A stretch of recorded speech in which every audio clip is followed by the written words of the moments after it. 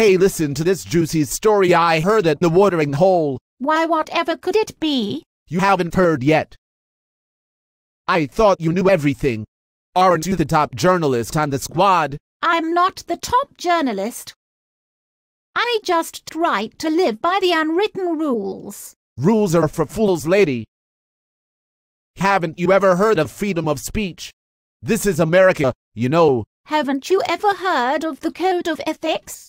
Yeah, when I was in church. But this is journalism, lady. Who cares how we get the story? Don't you have a conscience? If you step out of line, you'll lose your credentials. What do you mean, lady? Everyone does it. How else do you think they get their stories? No one follows the Code of Ethics. An honest, fair, and courageous journalist does. Lady, we're in the 21st century, not the 1800s. Honesty and fairness. How many stories have you even written? I'm guessing not many. I've written hundreds of stories and I've never had to do dirty work to get my facts. So you're telling me that if you were interviewing the mayor and he stepped out of the room for a minute, you wouldn't look, not even peek at anything on his desk? I would never. But 77% of journalists would snoop around but wouldn't actually touch anything according to the Press Room Ethics Survey. But if you found something interesting, you could make a really good story. According to Cindy Stouffer, if reporters are going to use unorthodox and possibly illegal method to gain information, they should have a very compelling reason to do so. Duh, the reason is to get an up on your story. When I write, I do whatever it takes to make the best story.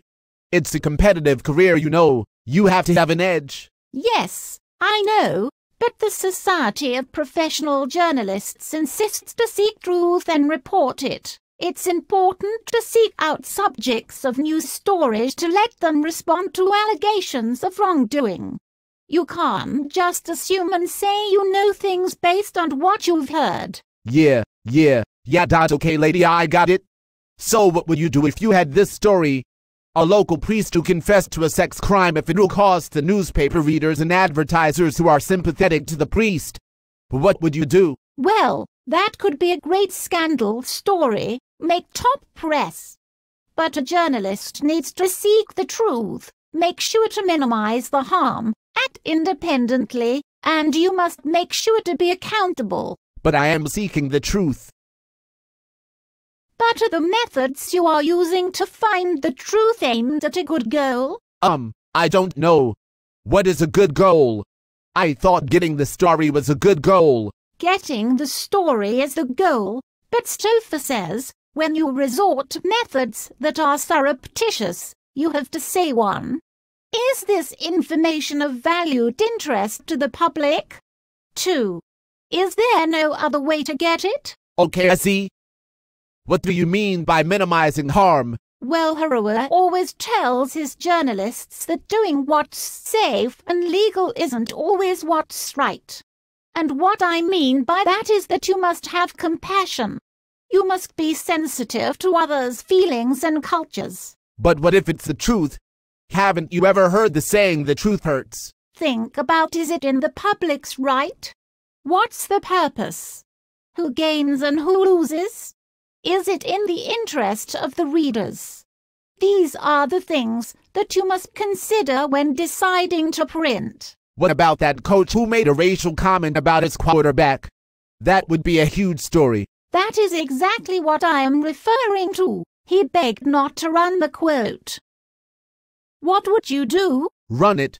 It'd be a great story. And I think it's in the public's best interest to know. True, the public may want to know. But think about his life. Is it worth going public? Did he mean it? 61% of journalists would run it according to the Press Room Survey. I don't get it though. He said it, so it wouldn't be lying. Journalism isn't about publishing every fact you find. It's about providing the readers with purposeful information. Does this comment serve a purpose? That's the question. All right, lady, I get it. Enough with all the guilt trips. Okay, another thing to remember is to work alone. don't become involved in conflicts, bribes, or special treatments to get your facts. What about paying them money? Ultimately, that's up to you. But 86% of journalists would say no according to the press room survey. Find more rules. How can I be accountable? You must clarify, explain, and always make sure to cite your sources. This is critical. Well, I saw in the Sunday news, front page, that a family of 3 were slain. Is that a good story? Was the journalist being ethical? Oh, I saw that. How tragic. But the writing skills were professional. Everything was cited. Graphic details were left vague or out of the story. Personal details were kept confidential. The journalist Maria Cool really respected the feelings of the victims but informed the public of the situation. I am starting to understand. How do politicians get away with everything? They lie. Postine says there are 2 things that make a political lie work. 1. A powerful person saying it. And 2. Powerful institutions to amplify it. Are they the only ones who can get away with making lies into truths? That used to be the case, but now with the internet, journalism is on a whole new level. Yeah. Isn't the internet a free-for-all?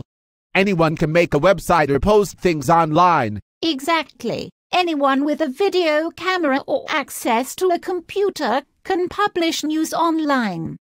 But the ethics for online journalism are slightly different. How so? Well, for starters, the internet is viewed as a liberating tool according to Bison. So anyone can do whatever they want. They can say anything. Not quite. Because where one's freedom begins, another's freedom ends. Quoted directly from Bison. Okay, lady. So what's the deal with the ethics? They are basically the same to the traditional ethics, just that you must know everything isn't always permanent online. It is always being changed and updated, and the sources may not be reliable. I see. Well, I think I have it all down.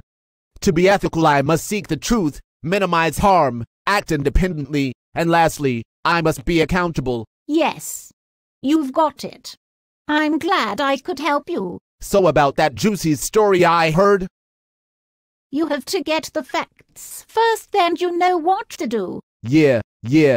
I know, and by the way, how the hell did you know all those quotes and percentages? You're like a super journalist or something. Time. It comes with time and experience.